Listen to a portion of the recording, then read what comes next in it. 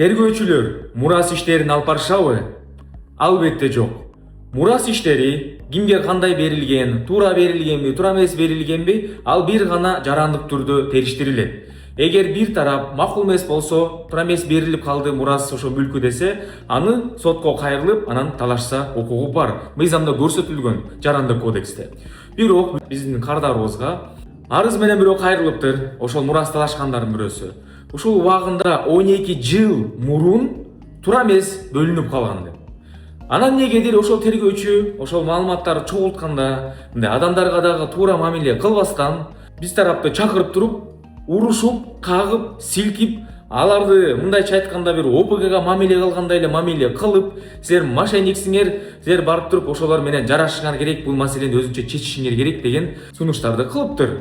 Ал боюнча биз мына бүгүнкү күндө даттануу жаздык башкы прокуратурага.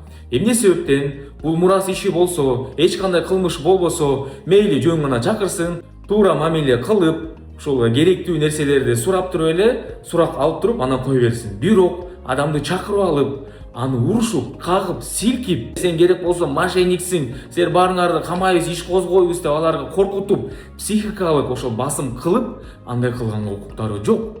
Бирок чилекке каршы практикада болуп жатат. Ал боюнча биз даттануу жаздык, жыйынтыгын чыгарабыз буюрса.